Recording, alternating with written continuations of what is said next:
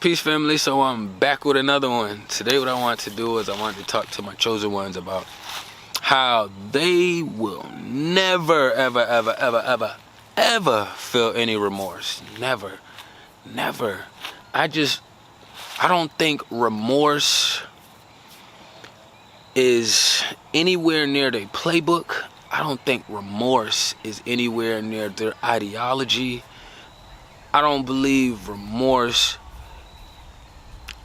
is on the opposite side of the spectrum for them beings who live by that witchy playbook. You know what I mean? And when you process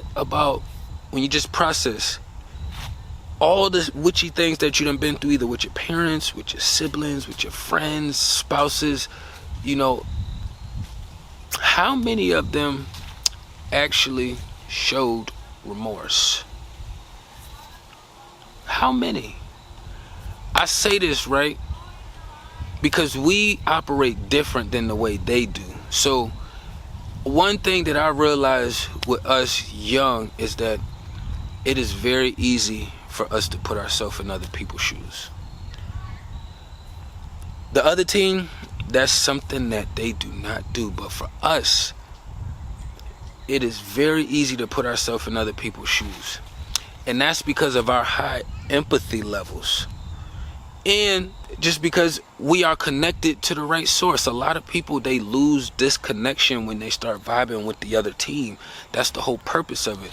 The greater good, you know, the more righteous side, however you want to pull it, God, the Most High, it brings your awareness and your feelings to a whole nother level. It's your job to master them.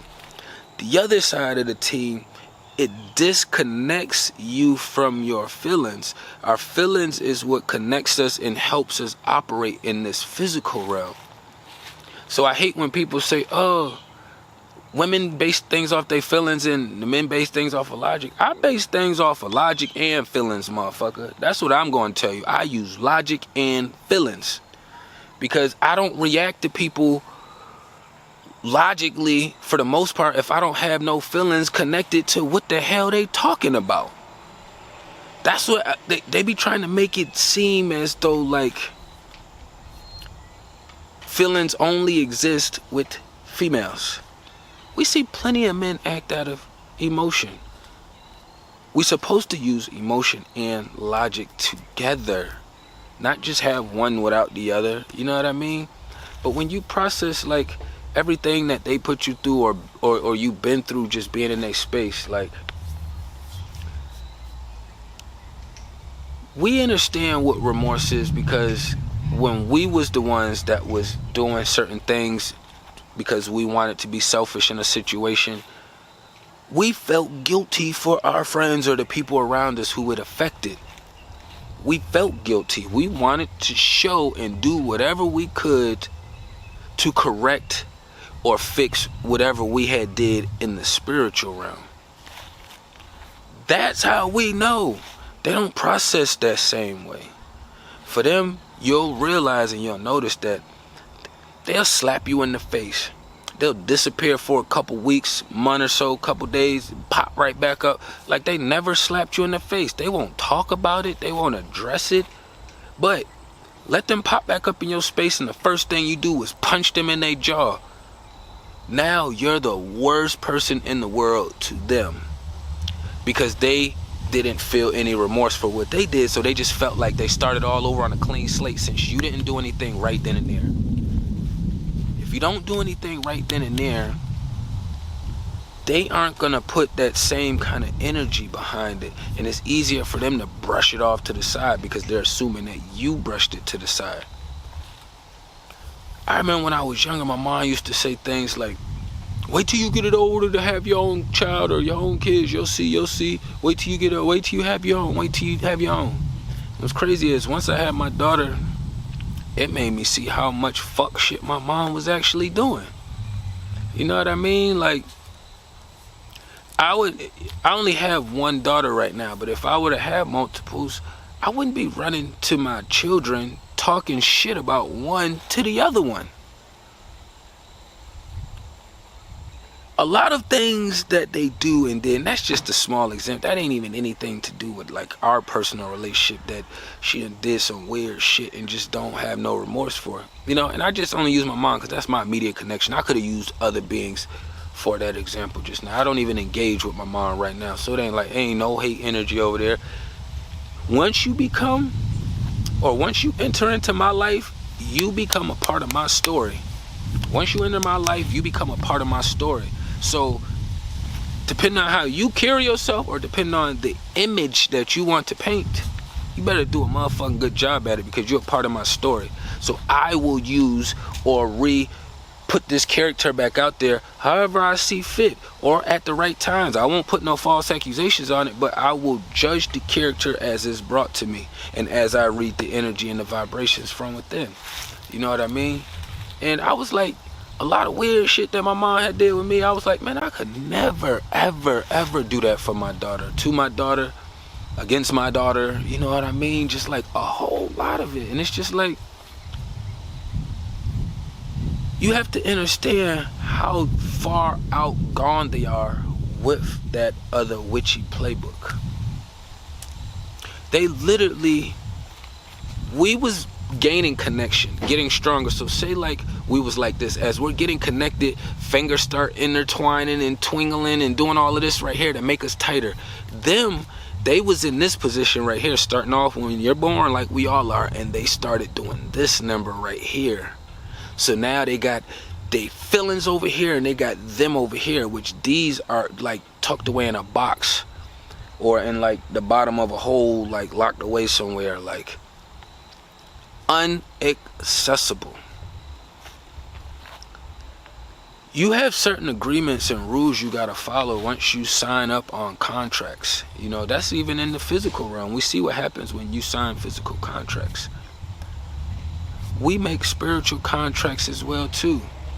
You know what I mean? So we gotta remember, the same love and light and peace that we create and give around us is other beings that took the other playbook, and their job is to counter all of that energy, all of it.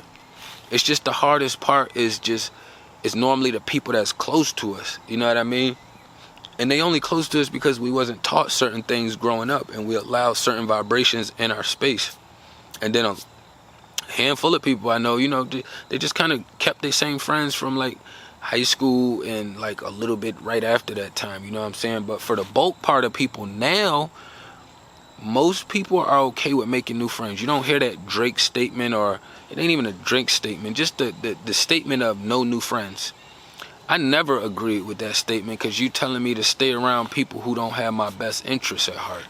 You know what I mean? So I'm always willing and welcoming new energy, and don't think that I'm welcoming new energy without using my motherfucking discernment, without using every piece of me that I have within me to read the situation wholeheartedly. But understanding, like, they don't forgive, and they not remorseful beings at all. You know, I had a situation where my BM did some weird shit. She did some weird shit. And I kept, you know, it was like some time had passed by.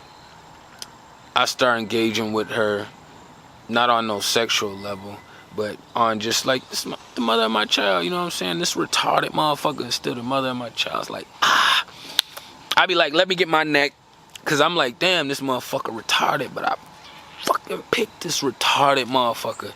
You know what I mean? So it's like, it's one of them situations where I like to explain. You get your leg chopped off, your leg is gone. You gotta live life moving forward without it. So I know I do hold myself responsible, you know, but some weird witchy shit happened, right?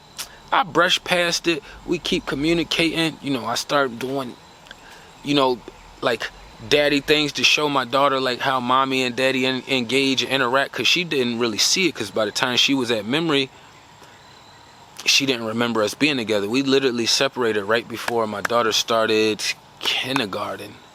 I want to say right before she started kindergarten. So her memory started with us separated. But she had did a bunch of weird shit, let her in the picture. Again, just like when me and my daughter, because we was doing week to week for a while until she got my shit switched around, which is in the process of being worked back around again. So, did some weird shit, let her back in my space. When I got my daughter, I'm like, hey, we about to go over to this location, blah, blah. We're going here. You can meet us if you want to. You know what I'm saying? Never was no big deal or anything. So, we start mingling and stuff. Next thing I know, I had to shift locations. When I moved locations, that's when she did this whole 180, which really wasn't a 180. They just get as close to you as they can to kind of keep an eye on you to see what you are doing and what you are up to. But she didn't feel any remorse for all the other weird shit she did. It was a lot of weird shit. I got a lot of content, so it's been dibbled and dabbled out there, so I don't want to get all into new or read details again, because I don't really care for all that. It's more so about the learning lesson and just about how they can operate in your presence as if they have never done anything to you. Like they have never stabbed you in the back, like they never took that money out your house, you know what I'm saying? Like they never used your material items without telling you. Like they never just bucked on your shit and didn't give it back to you because they didn't feel like it. You know what I mean? So don't get yourself trapped by processing things like, oh, okay, well, yeah, it just happened at one time. If you do process that way, everything's on a percentage scale. It's all right, but you have to understand, like, there is no remorse there. So that process that we are just saying just happened one time, it's going to continuously happen. You know, it's not always physical items. Sometimes it's just, they may take like 30% of your energy. Maybe you at the end of your night. You know what I'm saying? They just want to yank out 30% of your energy. You having a lunch break. They want to take out your little 10 cent or 10% energy, and they know you got to get the rest of the 60, 70 to your job because you still got a whole day, and then you need about 30% for when you get off work. You know what I'm saying? They don't feel bad for these things. You know what I'm saying? They'll have you miss court dates. You know what I'm saying? They'll have you miss appointments. Anything that you can name that you really like or love. These beings will not feel any remorse if they had anything to do with you not making it, not going, or anything in this mixture. It's two different playbooks. Keep it simple. Make it simple for yourself. You know that you ride and operate with a more righteous playbook. So don't allow these people to pull you into this quote-unquote open perspective bullshit. Yeah, you open your perspective over here righteously. I know what that means, but you ain't gonna be telling me no demonic witchy shit and trying to tell me, oh, I need to be more open, or no, this is just selective, or this is, all these new fucking witchy words that they came and created so that way they can work their spells a little bit easier. You ask a motherfucker a direct question and they give you a runaround. I literally be cutting people off when they do that, and I will re-ask the question. You gonna answer the question. That's how we communicate. It's not you just throw out a bunch of bullshit words and then I'm just like, oh, okay, you didn't answer me, but then I still keep communicating with you, and then it's not making no sense. No, we are going to start making sense, and we're going to start removing as much of this confusion as we can. And understand, like, the people who are not being or feeling remorseful, you don't have to indulge with them. Just know you have to keep all your weapons and guards up around them at all times when you're in their space. You have to keep all weapons and defenses airtight when you are in their space. You can be peaceful. You can be very peaceful. I'm a very peaceful warrior. Now I'm very relaxed. But I keep my defenses and my tools close by, and I keep them tight. You know what I mean? So just understanding the difference between where we're coming from in our process and where they're coming from. We have more emotional feelings and connections. They are more removed from the process, so you have to understand, like, they not gonna feel any remorse for any of the shit that they done or any of the shit that they bout to do. Cause guarantee you, if they still using that playbook, they lining something else up. Guaranteed. But I ain't want to run it up too long. Tapping everything down below. Peace and love to the kings and queens.